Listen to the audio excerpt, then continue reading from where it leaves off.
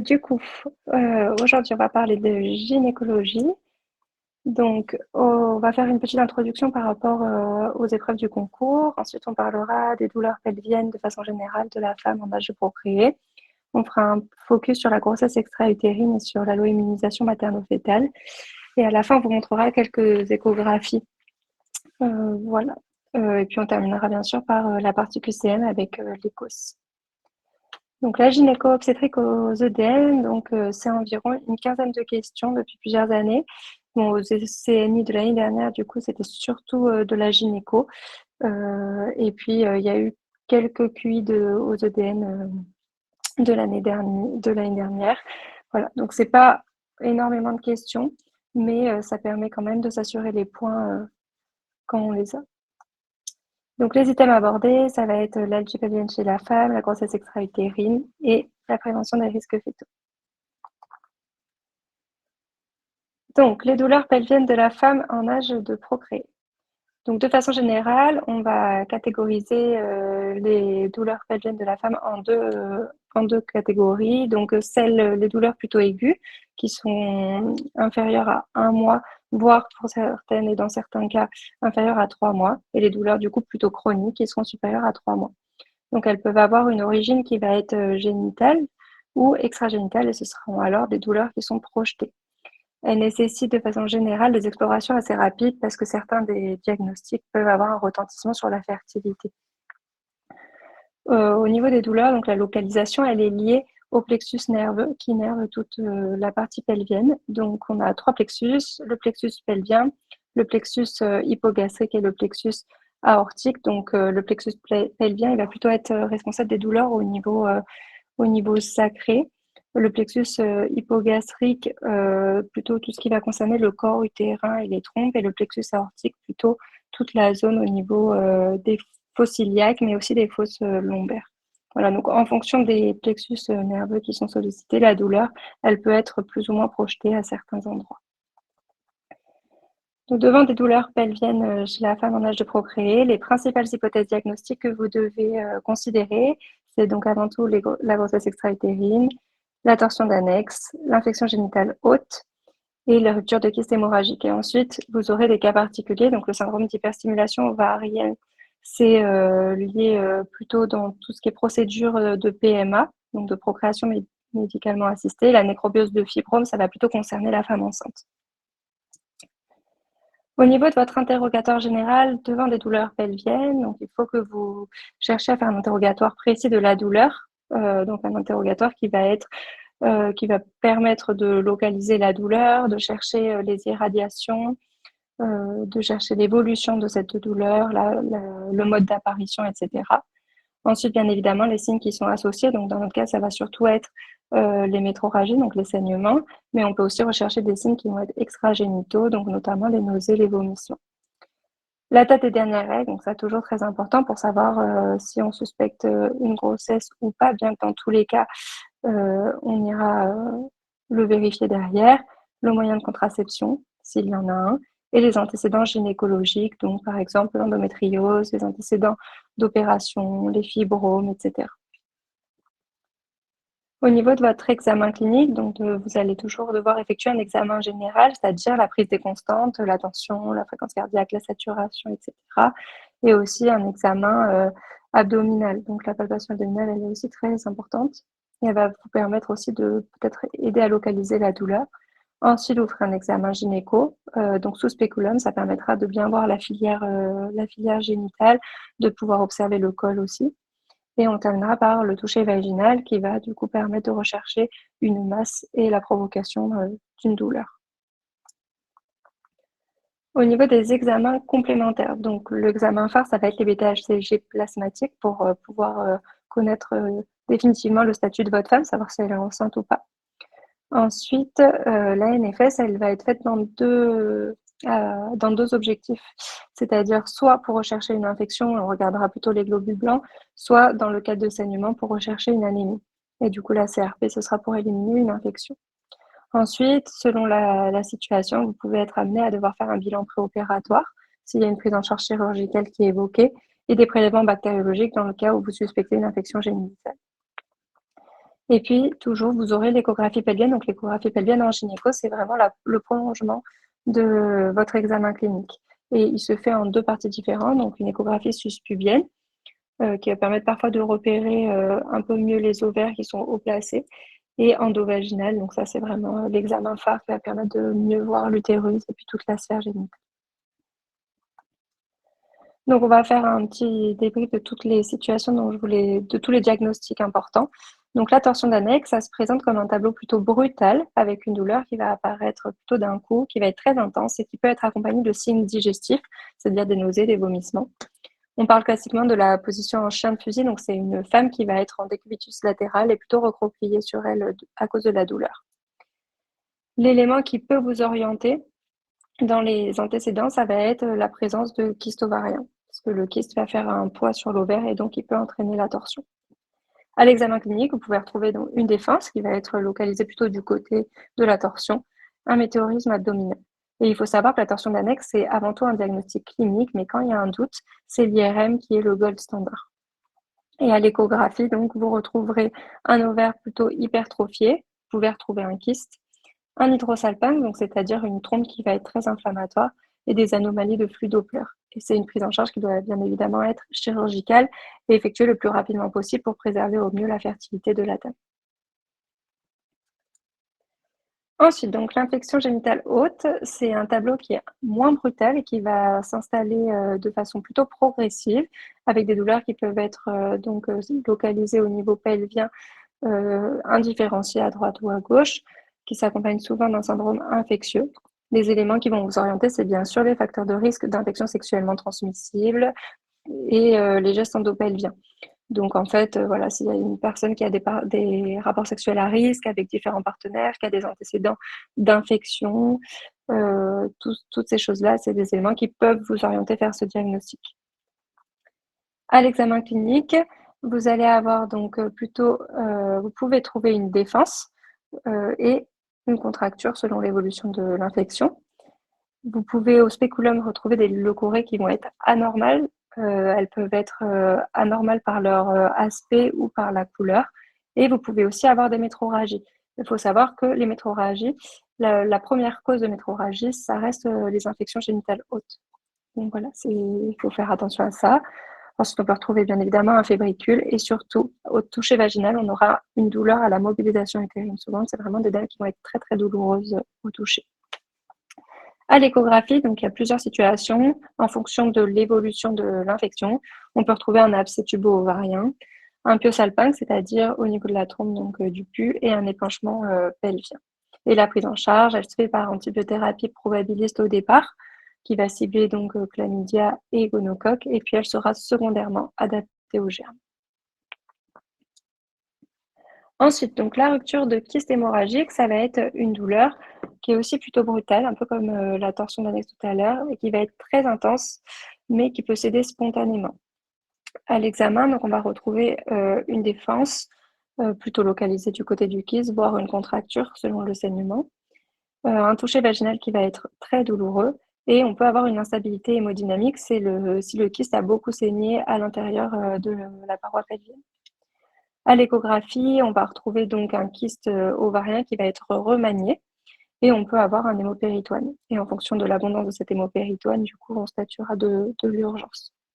Le diagnostic, donc, il est fait à l'échographie et c'est une prise en charge symptomatique. C'est dans la plupart des cas, c'est des personnes qui ont des douleurs, mais une fois que la douleur, elle disparaît, ça se résorbe spontanément.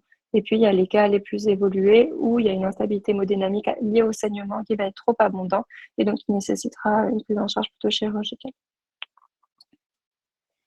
Voilà, donc maintenant, on va se focaliser un peu sur la grossesse extra-utérine qui doit être du coup votre premier diagnostic de douleur pelvienne chez une femme en âge de procréer. Donc la grossesse extra-utérine, c'est quoi? C'est une grossesse ectopique, c'est-à-dire qui va se faire en dehors de l'endomètre. La forme la plus fréquente, c'est bien évidemment donc dans les trompes au niveau tubaire. Et dans la trompe, elle peut aussi se localiser à différents endroits. Au niveau épidémio, donc il faut savoir que la grossesse extra-utérine, elle est en augmentation en France. C'est environ 2% des grossesses, 14 000 cas par an. Et c'est une cause de mortalité maternelle majeure dans le monde, sachant qu'en France, maintenant, c'est relativement bien diagnostiquée à temps. Et donc, la bimortalité, elle est en diminution. Donc, qu'est-ce qui se passe s'il y a une grossesse utérine? L'évolution naturelle, bah forcément, il y a un développement de la grossesse dans la trompe. La trompe, elle va pas supporter ce développement, donc elle va se distendre et puis elle peut amener à être rompue. Si elle se rompt, on a bien sûr un saignement dans le péritoine qui peut être important, entraîner le choc hémorragique et dans ce cas-là, amener au décès de la femme. C'est pour ça que c'est une urgence diagnostique. Les facteurs de risque. Donc, les facteurs de risque de grossesse extra-utérine, on trouve bien évidemment les infections génitales hautes. Ça, c'est un facteur de risque qui est majeur puisque ça va multiplier le risque par 6, notamment une infection à la chlamydia. Ensuite, on a le tabac, qui est un deuxième facteur de risque très important et dont le risque est d'autant plus élevé que le nombre de cigarettes fumées a été important et que la quantité de tabac consommée, du coup, est élevée. Les antécédents de chirurgie abdominopelvienne, c'est aussi un facteur de risque parce que ça va créer des adhérences et donc ces adhérences peuvent être à l'origine de la grossesse extra-utérine, comme toutes les étiologies d'altération de la paroi tubaire et notamment l'endométriose. Il y en a d'autres, pour trouver des cas un peu plus rares de tuberculose pelvienne, etc.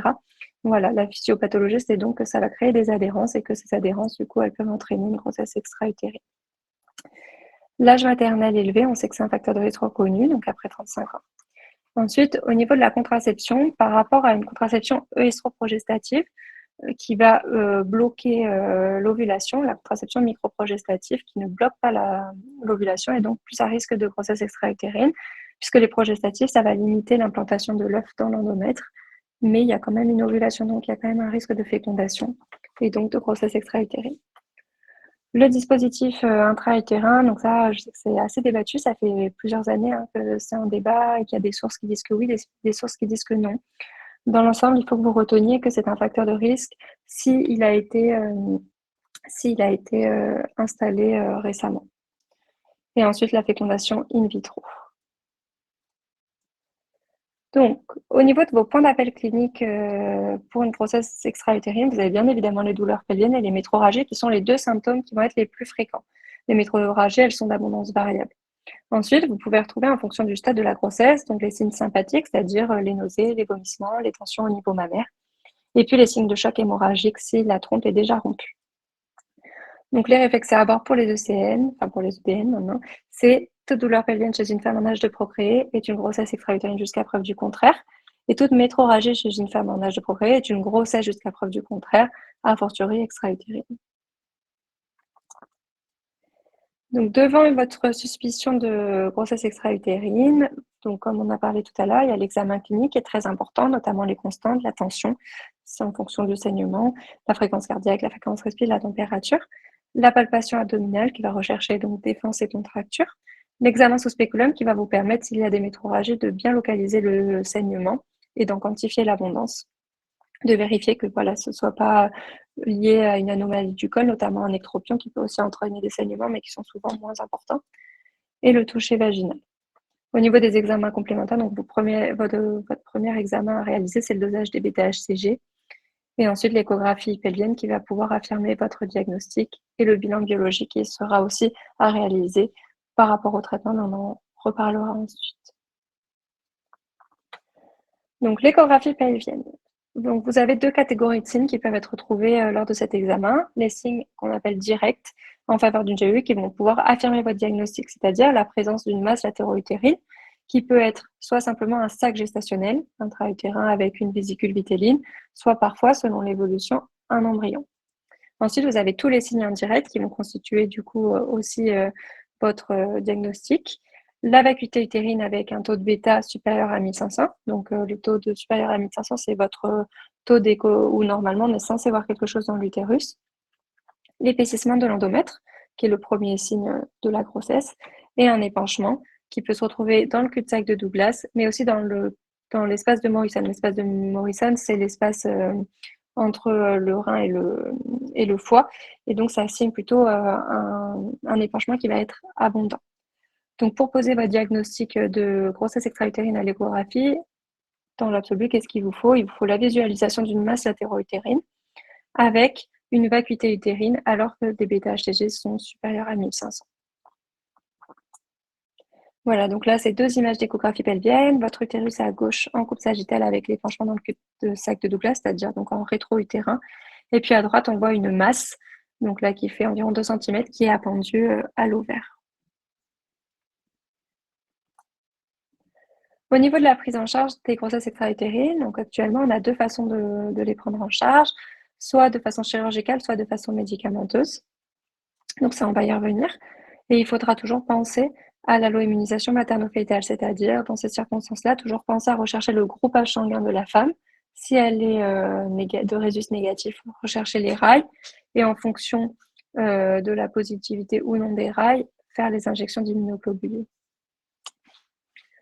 Donc la prise en charge chirurgicale. Les indications, c'est l'instabilité hémodynamique, qui signe donc une grossesse extra-utérine qui est plutôt grave, des douleurs importantes, des bêta-HCG qui vont être supérieurs à 10 000, donc ça signe plutôt une grossesse qui va être avancée, un hématosalpinx, donc supérieur à 4 cm, et puis ensuite toutes les contre-indications au traitement médicamenteux dont on parlera ensuite, et l'impossibilité de suivi en ambulatoire. Donc, 2 façons de prendre en charge la GEU en chirurgie. Soit vous faites un traitement conservateur, c'est ce qu'on essaie de faire la plupart des cas, et dans ce cas-là, on va simplement réaliser une salpingotomie, c'est-à-dire ouvrir la trompe et puis aller aspirer la GEU à l'intérieur. Ça permet de conserver la trompe, donc parfois de conserver une meilleure fertilité derrière, mais ça nécessite un suivi biologique de la décroissance des bêta-HCG qui va être régulier. Ensuite, on a le traitement non conservateur qui est la salpingectomie. Ça va être réalisé soit parce que la trompe n'était plus viable et dans un mauvais état, soit parce qu'il y a des complications de l'opération. Dans tous les cas, ce qui aura été prélevé ou enlevé, ça va être envoyé en anatomopathologie pour analyse. Ensuite, la prise en charge médicamenteuse, donc elle est basée sur le méthotrexate qui va se faire par voie intramusculaire. Les contre-indications sont diverses. Elles peuvent être liées à la fois à la GEU, c'est-à-dire qu'on va avoir une masse supérieure à 4 cm. Du coup, ça veut dire orientation plutôt chirurgicale, les bêtas supérieurs à 10 000, un hémopéritoine qui est trop abondant ou une rupture de la trompe. Ça peut aussi être des contre-indications liées à la patiente. Si la patiente elle est isolée, qu'il n'y a personne chez elle, qu'elle ne peut pas être surveillée ou qu'elle habite trop loin pour venir effectuer son suivi régulier à l'hôpital, et ben dans ce cas-là, on préférera plutôt une indication chirurgicale. Et ensuite, on a toutes les contre-indications biologiques qui vont être liées aux contre-indications du médicament lui-même, c'est-à-dire l'insuffisance hépatique, l'insuffisance rénale, les anomalies de la NFS et puis les troubles de la coagulation. Donc forcément, pour choisir cette modalité thérapeutique, il va falloir réaliser un bilan pré-thérapeutique qui va comprendre, en plus de la NFS de la CRP, un bilan rénal, un bilan hépatique. Et la prise en charge médicamenteuse de la GEU, elle nécessite une surveillance de la décroissance des bêta-HCG qui va être hebdomadaire jusqu'à négativation. Donc c'est quand même assez contraignant si la patiente elle habite loin. Et il faut aussi savoir que dans cette situation, il y a 25% d'échecs. Donc en fonction du suivi des bêta-HCG, eh ben, on va avoir plusieurs solutions d'agir. Soit on fait une deuxième dose de méthotrexate, soit ça va directement au bloc opératoire. Donc, une fois que votre GU elle est traitée, donc c'est des patients qui vont devoir être suivis par des gynécos de façon régulière. Et on a aussi quelques mesures de prévention secondaire pour éviter les récidives, notamment l'arrêt du tabac, puisqu'on sait que c'est un des facteurs de risque les plus importants. Le dépistage des IST qui doit être systématique pour ne pas méconnaître une infection qui aurait pu être à l'origine au départ de cette grossesse extra-utérine. Et il faut savoir qu'il y a environ 20% de récidives sur une prochaine grossesse. Donc, le suivi est très important chez ces femmes-là. Donc les petits réflexes pour les EDN, on en a déjà parlé tout à l'heure, mais toute douleur pelvienne chez une femme en âge de procréer est une grossesse extra-utérine jusqu'à preuve du contraire. Toute métrorragie chez une femme en âge de procréer est une grossesse jusqu'à preuve du contraire. Il faudra toujours rechercher le groupe sanguin de votre patiente devant la présence de saignement chez une femme qui est enceinte. Et puis au niveau de l'injection d'immunoglobulines anti-RH1, il faudra toujours y penser devant des femmes enceintes qui sont un résus négatif et dont les rails sont négatifs. Donc l'alloimmunisation materno-fétale, c'est un point assez important et qui va être assez transversal pour les différents items à la fois de gynéco, à la fois d'obstétrique sur lesquels vous pouvez tomber. Donc c'est assez important de bien comprendre le mécanisme. Donc c'est quoi? C'est la présence d'anticorps irréguliers qui vont être dirigés contre un antigène de groupe sanguin chez la femme enceinte. Donc il faut savoir que c'est la première cause d'anémie fétale. Les plus fréquentes concernent donc les anti-D, donc c'est les RH1, c'est ceux que vous connaissez la plupart du temps. Mais il faut savoir que ça existe aussi, donc les anti-RH, les anti-C, donc c'est les RH4 ou les anti-K. La seule prévention possible, elle est pour l'allo-immunisation anti-RH1, donc c'est celle dont on va parler là maintenant.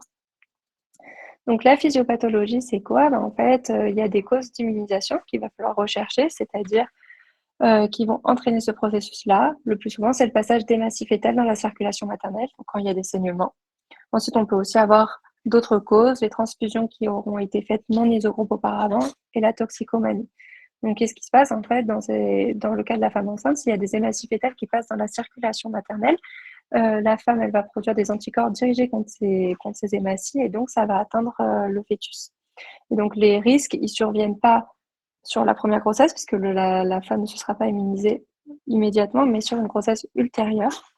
Et donc, il y a des risques d'anémie, d'anasarque. Donc, l'anasarque, c'est l'épanchement des séreuses, d'ictère, voire d'ictère nucléaire, qui peut mener au décès de l'enfant. Donc, c'est très, très important à rechercher. La prise en charge, donc, elle comprend bien évidemment la nécessité d'un groupage sanguin et les RAS qui sont effectués en début de grossesse. Parce que si votre femme enceinte, elle est rhésus négative, mais qu'elle a des RAS qui sont déjà positifs, ça veut dire qu'elle s'est déjà immunisée. La prévention pour l'allo-immunisation anti-RH1, donc c'est l'europhylaxe, c'est une injection. Donc elle va concerner les femmes qui ont un rhésus négatif. Si le génotype fœtal n'a pas encore été effectué et que le conjoint il est rhésus positif. Si le génotype fœtal a déjà été réalisé et qu'on sait que l'enfant il est de même groupe sanguin que sa maman au niveau du rhésus, il n'y aura pas de souci. Par contre, voilà, si on ne connaît pas que votre femme elle est rhésus négative et que le conjoint est rhésus positif, il faut y penser. Cette injection, elle peut se faire à différents moments pendant la grossesse, donc en cas de saignement, de façon systématique à 28 semaines ou à l'accouchement selon le test de Clewar qui va en fait compter le nombre de massifs fétals qui sont passés dans la circulation sanguine. Attention, pour les EDM, normalement ça ne devrait pas changer, c'est-à-dire qu'on reste sur ce dont je vous ai parlé, donc une injection d'europhylax si votre patiente elle est née rhésus nec pendant les saignements durant la grossesse. En revanche, il y a une nouvelle reco qui est sortie il y a pas si longtemps du CNGO, donc ça n'a pas encore été repris par l'HAS, etc., mais quand même on voulait vous en parler, qui statue que maintenant il n'y a plus besoin de faire d'injection d'anti-immunoglobuline anti-RH1 avant 12 semaines dans les situations d'interruption volontaire de grossesse arrêtée, de fausses couches spontanées précoces ou de métrorragie qui vont être isolées. Donc dans cette situation, c'est remis en question et donc maintenant les services ont tendance à plus le faire. Par contre, en ce qui concerne la grossesse extra-utérine, les données de cette étude ne permettent pas de conclure, donc vous pensez toujours grossesse extra-utérine. Dans ce cas-là, si la patiente est rhésus négative, il faut faire l'injection et prévenir l'allo-immunisation. Donc voilà, on a fini le plus gros, donc les petites échographies qu'on vous a trouvées.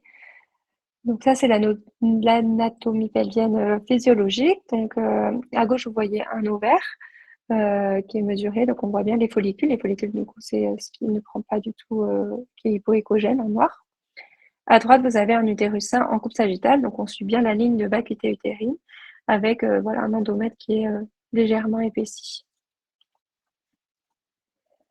Là, on a des images de kystes fonctionnels de l'ovaire. Donc, les kystes fonctionnels, c'est des kystes qui vont être liquidiens et qui ne nécessitent pas d'inquiétude particulière, qui sont souvent le plus gros contrôlés, mais qui peuvent être douloureux. Donc, voilà, c'est des images très anéchogènes qui sont unilobulaires et qui sont du coup appendues à l'ovaire. Donc là, voilà, on en voit deux. Ensuite, à gauche, là, vous avez l'hémorragie intrakystique. Donc, c'est ce qu'on parlait tout à l'heure. C'est un kyste qui va être plutôt remanié puisqu'il aura saigné à l'intérieur. Donc, ça fait un aspect de toile d'araignée avec du sang qui occupe partiellement la cavité. Et à droite, vous avez une image d'endométrium, voilà, qui fait du coup qui crée derrière une ligne d'hypoécogénicité à l'arrière de ce kyste-là, de cet endométrium. Ensuite, là, donc, en bas de l'utérus, on voit un fibrome. Donc, c'est un utérus qui est toujours en coupe sagittale et on voit le fibrome qui est au niveau de sa paroi postérieure, qui peut entraîner des saignements. Et là, à droite, on a à nouveau une image d'épanchement pelvien, donc au niveau du cul-de-sac de Douglas, donc en arrière de l'utérus. Et en dernier, donc une image de grossesse intra-utérine Donc on voit bien le sac gestationnel avec l'embryon et dont on a mesuré la LCC. Donc là, c'est bien à l'intérieur de l'utérus, toujours en couple sagittale. Voilà. Du coup, on va passer sur Wooclap. Donc je vais vous afficher le code. Tac, tac.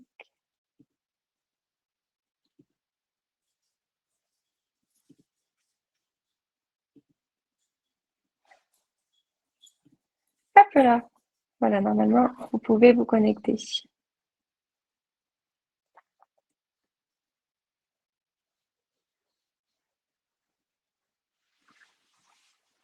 vous laisse quelques minutes que vous puissiez vous connecter dessus pour pouvoir répondre aux questions.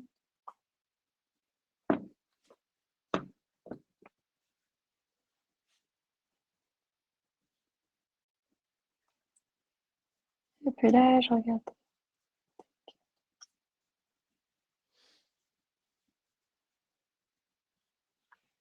Hop là. Ok.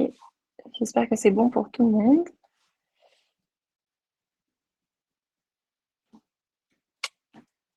Donc, du coup, voilà. Première question. Donc, quels sont les signes échographiques indirects de la GEU?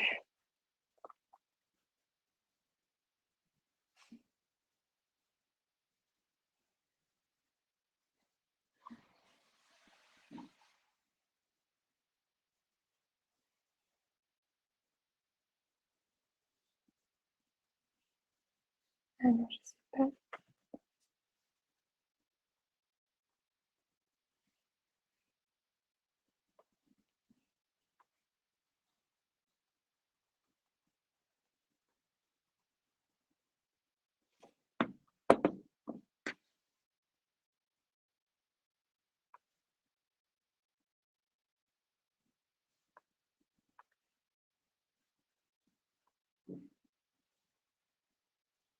Alors,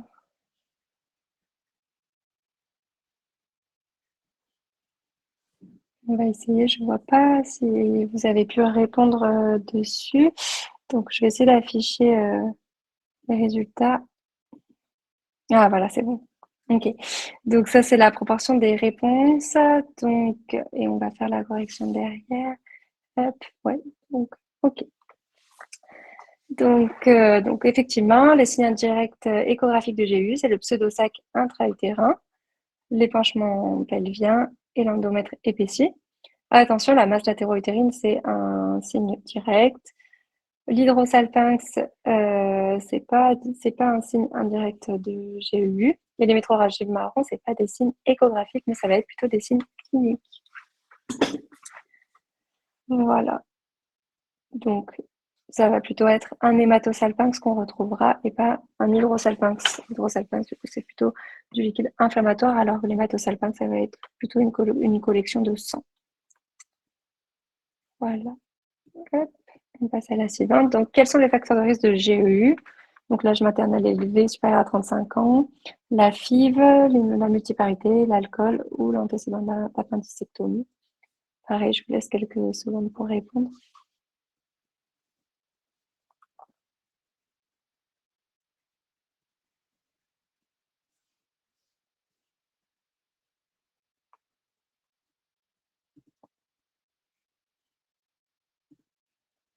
Hop là. Ok. Donc effectivement, on a bien l'âge maternel élevé, donc ça, je vois que ça a posé problème pour personne. La FIV, effectivement, donc c'est tout ce qui va être les procédures de procréation médicalement assistée. Et l'antécédent d'appendicectomie, parce que ça fait partie des chirurgies abdominopelviennes qui peuvent entraîner derrière des adhérences. Par contre, la multiparité et l'alcool, ça n'a pas du tout été reconnu comme des facteurs de risque de GU. Hop là. Voilà. Donc, on rappelle, le principal risque de GU, c'est l'antécédent de grossesse extra-utérine.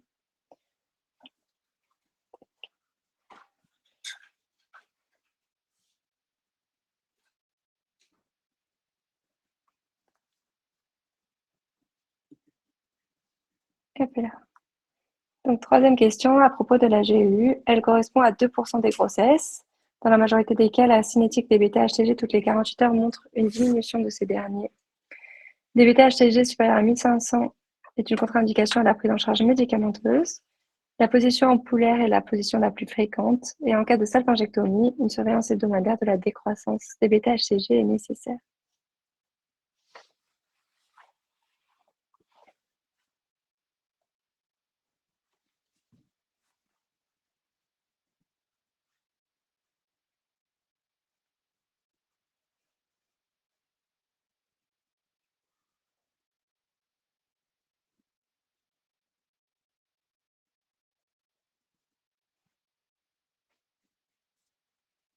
Voilà.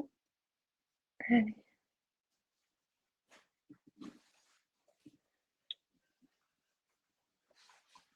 hop. Donc, effectivement, donc la GU correspond bien à 2% des grossesses et la position ampulaire, c'est la position la plus fréquente. Donc, la position ampulaire, c'est dans les localisations tubaires. Ensuite, donc, dans la majorité des cas, la cinétique des bêta-HCG, elle stagne. Elle diminue pas, justement. C'est le problème. Si c'était en diminution, ce serait plutôt une fausse couche qu'on suspecterait. Alors que là, les bêta-HCG, dans le cadre de la grossesse extra-utérine, elles ont tendance à stagner ou à évoluer un tout petit peu, mais plutôt pas à diminuer. Les bêta-HCG supérieurs à 1500, donc non, c'est le seuil, il est plutôt à 5000, voire à 10 000. Donc ça c'était point. Et c'est en cas de salpingotomie que la surveillance hebdomadaire elle est nécessaire parce qu'en cas de salpingectomie vous allez enlever la trompe dans son ensemble. Donc là il n'y aura pas de risque finalement d'avoir laissé quoi que ce soit. Voilà, donc c'est en cas de salpingotomie. Parmi les diagnostics suivants, quelles sont les 3 urgences à évoquer en priorité devant une douleur pelvienne? Donc la grossesse intra-utérine arrêtée, la torsion d'annexe, la grossesse extra-utérine, la rupture de kyste ou l'appendicite.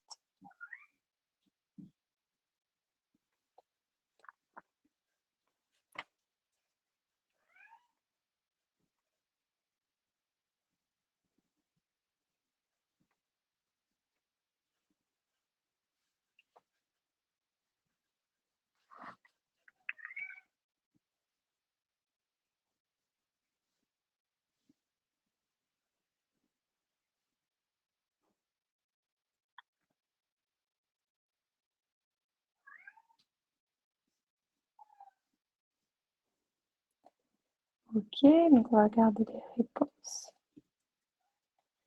Hop là. Ok, dans l'ensemble.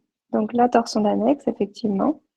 Premier diagnostic, enfin un des premiers diagnostics à évoquer en urgence, puisque comme on vous a dit tout à l'heure, la prise en charge, elle doit être chirurgicale au plus vite et c'est souvent un tableau qui va être très brutal, donc il faut suspecter devant une douleur pelvienne chez la femme. La grossesse extra-utérine, comme on a discuté tout au long de ce live. Et ensuite, effectivement, on a plutôt l'appendicite qui est aussi une urgence à évoquer devant une douleur pelvienne. La rupture de kyste, c'est pas vraiment une urgence parce que ça va pas engager le pronostic vital. Voilà. Et en plus, effectivement, c'est une douleur qui va être plutôt spontanément résolutive et qui ne nécessite pas forcément donc de consultation en urgence derrière. Voilà, sauf dans les cas les plus graves. Et la grossesse intra-utérine arrêtée, c'est pas du tout une urgence en elle-même, ça peut être une urgence sur les conséquences si ça entraîne une fausse couche qui va être hémorragique, mais ce sera plutôt dans un second temps. Voilà. Donc si on avait restreint aux 2 diagnostics à évoquer en priorité au niveau gynéco, c'est bien sûr là la torsion d'annexe et la grossesse extra-utérine. Mais comme on vous l'a dit tout à l'heure, les douleurs pelviennes, ça peut aussi être des douleurs plutôt projetées ou qui vont être des douleurs d'origine extra-gynéco. Et dans ce cas-là, l'appendicite, il faut toujours que vous la suspectiez. Ok, donc là, je vais vous laisser un peu plus de temps à chaque fois. Ça, on va commencer sur l'ECOS. Donc, le contexte de l'ECOS, une patiente de 26 ans se présente aux urgences gynécologiques pour une douleur pelvienne. Elle rapporte une douleur constante d'intensité croissante depuis quelques jours. La patiente a une contraception par pilule estro-progestative. Donc là, vous avez donc toutes les constantes. Donc une tension à 13,5-90, une fréquence cardiaque à 110, une température à 36,5 et un EV à 6 malgré les antalgiques de palier 1. À l'examen clinique, vous retrouvez une franche douleur en fosse iliaque droite à la palpation abdominale et une franche douleur à la mobilisation utérine et dans le cul-de-sac vaginal. L'examen au spéculum retrouve des leucorrhées marrons. Le bilan biologique retrouve une hémoglobine à 13, des plaquettes à 410, des leucos à 13 et une CRP à 50 avec des bêta-HCG négatifs. Pourquoi? Je crois que ça m'a... Oui, quel est le diagnostic le plus probable? Ah non, c'est pas encore les causes, pardon. C'est juste une question ouverte. Désolée.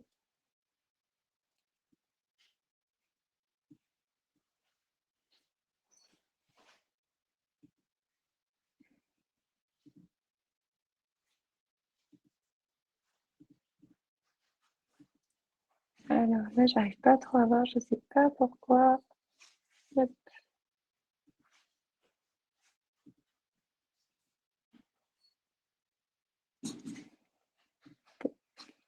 Je sais pas si je vous avais répondu ou pas, mais du coup, j'arrive pas à voir. Je vais me remettre dessus.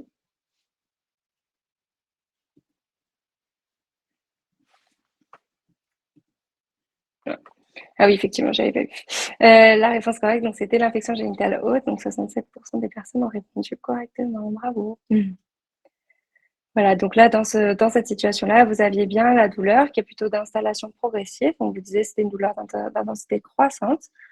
Dans l'examen clinique, ce qui a été aussi important à voir, c'était la tachycardie, mais aussi la fièvre, la température, l'hyperthermie. Ensuite, on vous parle d'une franche douleur à la mobilisation utérine. Donc ça, voilà, c'est un petit peu caractéristique souvent de l'infection génitale haute avec des leucorrhées qui sont anormales. Donc ici, on vous les décrivait marron. Et puis, vous aviez une bio qui était plutôt en faveur d'un syndrome infectieux avec une CRP quand même relativement élevée à 50, des leucocytes qui s'étaient augmentés et des bêta négatifs qui éliminaient un autre diagnostic. Donc la réponse était bien évidemment l'infection génitale haute. Hop là.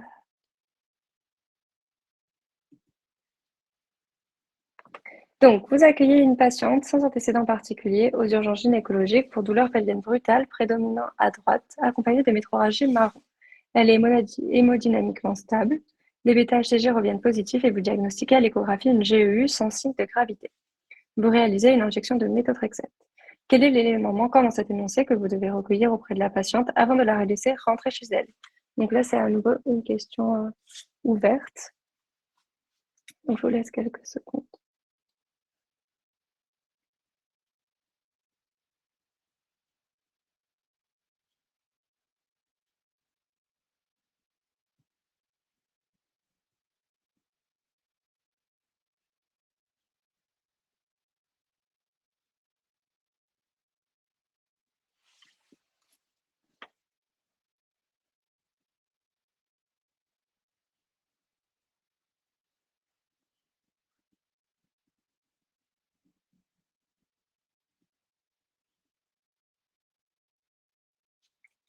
Ok. Donc, effectivement, c'était le groupe sanguin qui vous manquait dans cette situation. Hop là. Puisque du coup, on ne vous le donnait pas.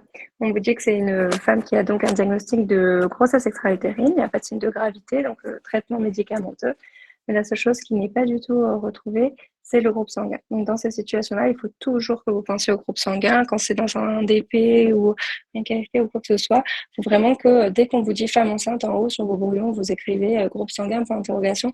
Il faut qu'à un moment donné, vous l'ayez. Ou si vous ne l'avez pas, c'est qu'effectivement, ben, c'est un élément qui est manquant. Donc, dans cette situation, c'était l'élément manquant, puisque du coup, on ne savait pas. C'est une dame qui a saigné, qui a une GEU, qui est diagnostiquée. On n'a pas son groupe sanguin, donc il faut savoir si elle est de résus négatif ou de résus positif avant de la laisser entrer.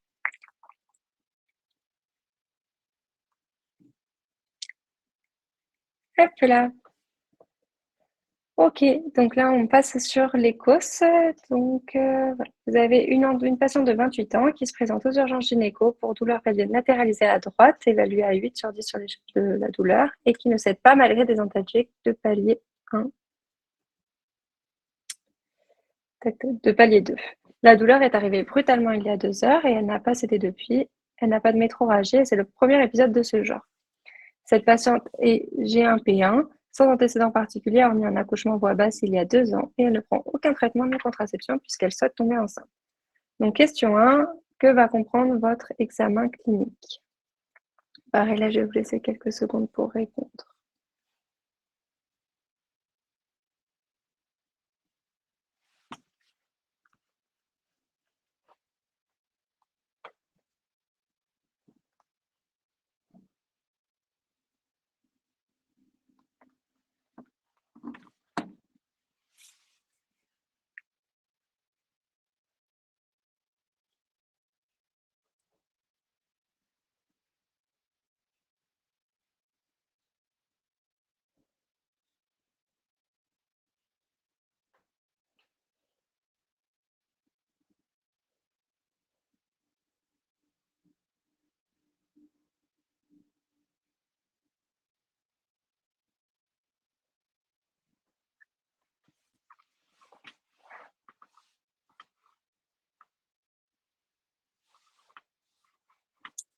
Ok, on va voir si j'arrive à afficher les réponses. Non. Bon, c'est pas grave, du coup, j'arrive pas à voir vos réponses.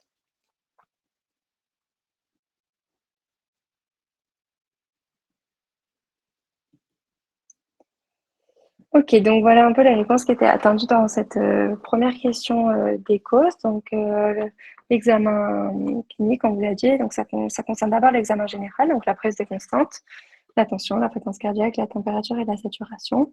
Ensuite, l'examen clinique surtout abdominal. Donc, dans les échos, voilà, on peut vous demander aussi de préciser quel examen clinique il vous faut. Donc là, c'était l'examen abdominal. L'examen clinique au spéculum. Donc, dans ce cadre-là, on va attendre de vous que vous expliquiez bien, voilà, comment vous installez la patiente. Donc, en position gynéco, en lui proposant de se couvrir à l'aide d'un papier, parce qu'on essaie, voilà, de ne pas laisser la femme nue sur la table. Ensuite, l'explication de l'examen au spéculum, le recueil du consentement, c'est toujours important à préciser si c'est une station notamment où vous allez devoir vous réaliser sur un mannequin la pose d'un spéculum ou quoi que ce soit, c'est toujours important, voilà, d'expliquer l'examen, de chercher le consentement de la patiente. Donc, l'examen spéculum, qu'est-ce que vous allez rechercher? Donc, l'aspect des parois vaginales, est-ce qu'il y a des plaies? Est-ce qu'il y a des lésions? Est-ce que c'est inflammatoire? Est-ce que ça vous paraît anormal? Et puis, la présence de métrorragie ou pas, ou de logorrhée qui vont être plutôt pathologiques. Et ensuite, la dernière étape, donc, c'est le toucher vaginal. Là, pareil, toujours expliquer à votre patiente ce que vous allez faire, lui demander si elle est d'accord, si on peut y aller. Et puis, du coup, la palpation du col utérin, des cul-de-sac vaginaux associés et associé à la palpation pelvienne, c'est-à-dire que vous allez mettre une main par-dessus, une main du coup à l'intérieur du vagin de la dame et ça va vous permettre de mieux sentir les ovaires le plus souvent. Donc voilà.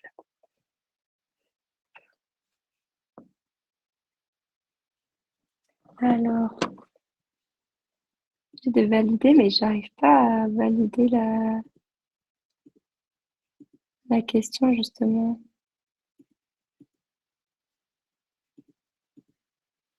Voilà. Je crois que j'ai pas le bouton valider pour afficher vos réponses. En fait, j'arrive pas à les.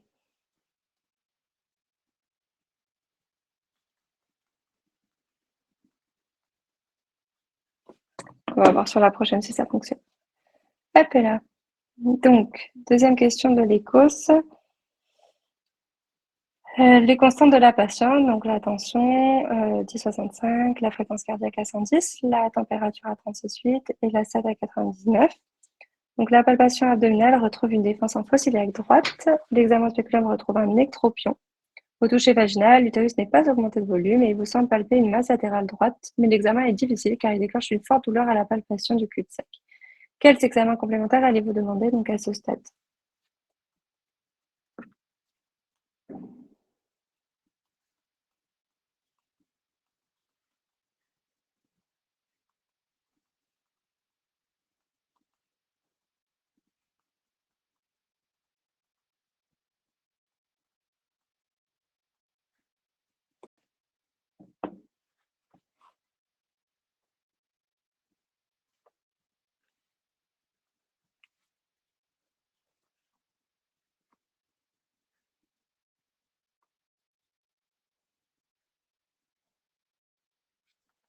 Du coup, là non plus, je crois que j'arrive pas à afficher vos réponses.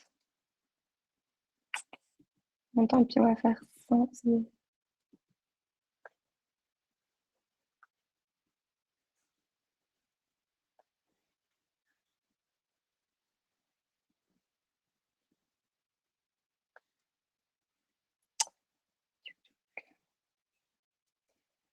Ok, donc les examens complémentaires, donc ça concerne deux choses, examens qui vont être plutôt biologiques, donc les bêta bien sûr, la NFS et la CRP comme on vous a dit tout à l'heure pour vous orienter soit vers une étiologie infectieuse, plutôt dans cette situation, pour vérifier aussi l'anémie, le bilan pré-op, dans cette situation-là, c'est aussi important d'y penser, notamment pour avoir voilà, vos rails, votre groupe sanguin et la coag.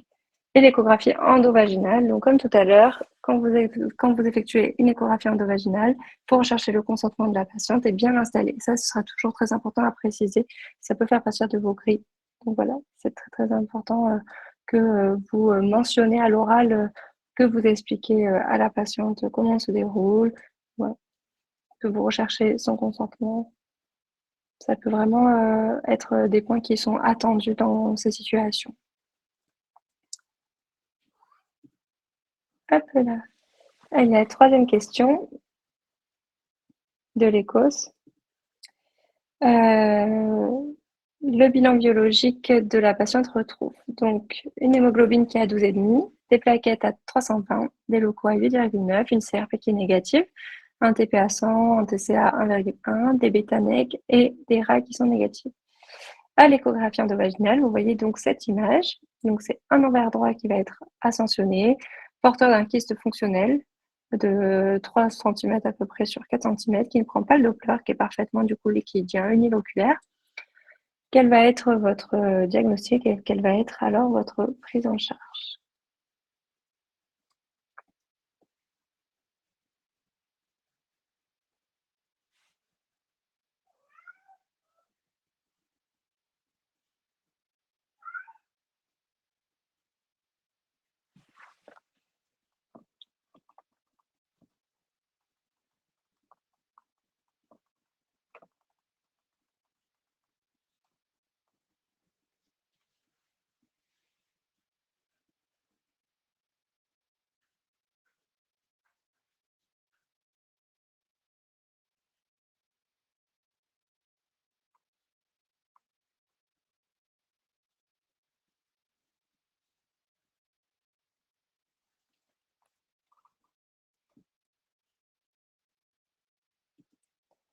Hop là, donc au niveau des éléments de réponse attendus, donc là le diagnostic c'était la torsion d'ovaire.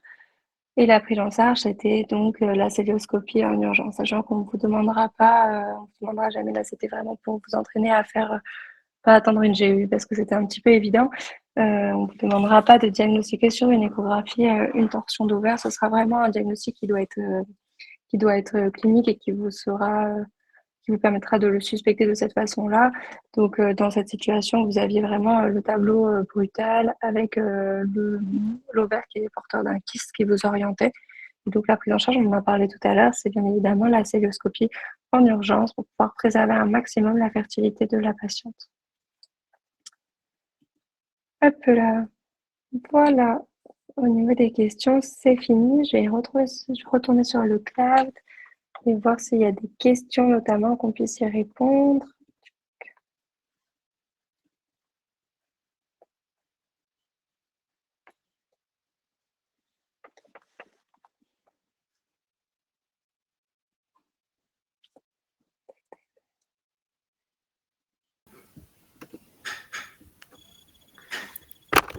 Salut, je suis Clara, l'interne de gynéco qui était dans le chat pour répondre à vos questions si vous en avez à la fin de cette masterclass.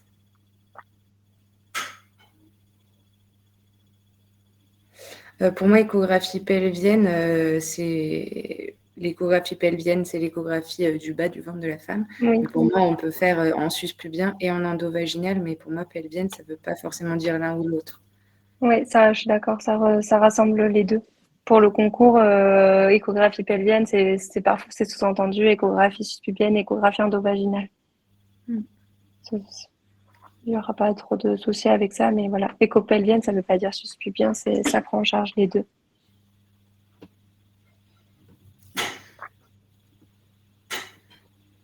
Après, dans le chat, il y a eu quelques... Je ne sais pas si les autres participants ont lu, mais il y a eu quelques questions autour du pseudo-sac. Le pseudo-sac, du coup, c'est une image anéchogène dans l'utérus, donc c'est mon intra-utérin. Et souvent, en fait, c'est juste un petit caillot qui se met là et qui nous fait penser qu'il y a un sac gestationnel intra-utérin, alors qu'en fait, pas du tout. Du coup, il ne faut pas se faire berner. Ouais. Mais souvent, il est plutôt aplati, il est plutôt dans le centre de l'utérus, alors que le sac gestationnel, il va plutôt être sur un des côtés en coupe axiale de l'utérus. Et il va avoir une couronne hyperéchogène tout autour. Le pseudo-sac, c'est juste un petit rond noir, quoi, dans l'utérus.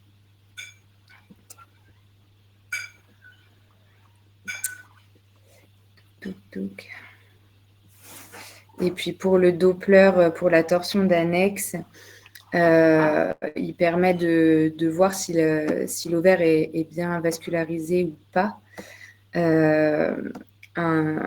S'il n'y a pas de prise de Doppler sur l'ovaire à l'écho, ça oriente vers une torsion parce que ça nous montre que du coup l'ovaire est plus bien vascularisé à cause de la torsion. Mais par contre, s'il y a une prise de Doppler sur l'ovaire et que la patiente a super mal, qu'elle défend et qu'il y a un kyste et que tout nous oriente vers la torsion, c'est pas parce qu'il y a une prise de Doppler à l'écho qu'on ne va pas on va pas la prendre au bloc et on ne va pas diagnostiquer une torsion. Il ne faut pas éliminer une torsion d'annexe juste sur le fait qu'il y a une prise de Doppler à l'échographie. Voilà. Et après, je vois qu'il n'y avait pas trop d'autres questions. Non, c'est à peu près tout. Hein. Ouais, j'aimerais en voir. Ok. Parfait. Bon, s'il n'y a pas plus de questions. Bon courage, ça arrive vite, mais après, ce sera la libération. Dernière ligne droite, ou plus ou moins pour ceux qui ne sont pas forcément en D4. Mais...